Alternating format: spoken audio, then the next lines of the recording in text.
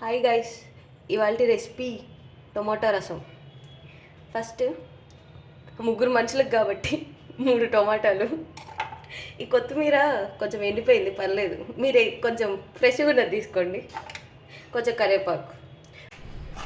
ముందుగా ఇలా టమాటాలు కట్ చేసుకొని చింతపండుని బాగా నానబెట్టుకొని ఇలా ఇలా ఇలా కొంచెం ప్రెస్ చేసుకుంటే రసం వచ్చినాక ఒక చిన్న వేరే గిన్నె తీసుకొని రసం అంతా అందులో గుంపుకోండి. ఇప్పుడు కట్ చేసుకున్న టమాటాలని ఆ చింతపండు రసంలో వేసి బాగా గట్టిగా నలుపుకోండి, మెత్తగా అయ్యేటట్టు. రసంలో కదా, అలా మెత్తగా ఉంటే బాగుంటుంది. నాకు ఇలా టొమాటాలు చేతితో నలగలేదు కాబట్టి మిక్సీ పట్టుకున్నాను.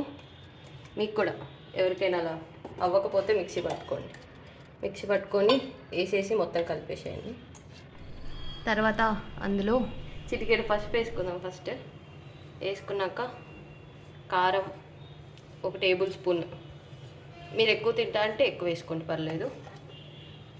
తగినంత ఉప్పు, ఇంకా బెల్లం. మేము కొంచెం తీయ తింటాం కాబట్టి కొంచెం వేసుకున్నాం. మీకు తగినంత బెల్లం వేసుకోండి, టేస్ట్ బాగుంటుంది. ఇంకా కొంచెం కరివేపాకు అన్నీ వేసుకొని ఇప్పుడు స్టవ్ మీద పెట్టుకొని ఇలా గ్లాస్ నీళ్ళు పోసుకొని బాగా మరిగించిన తర్వాత ఒక 10 నిమిషాలు అంతా అయిపోయిన తర్వాత 1 టేబుల్ స్పూన్ రసం పొడి, మిరియాల పొడిని వేసుకోవచ్చు, అది మీ ఆప్షన్. ఇంకా కొత్తిమీర వేసుకొని గార్లిక్ వేసుకోవాలనుకుంటే వేసుకోండి. ఇప్పుడు తాలింపు వేసుకున్నాం. 2 స్పూన్ల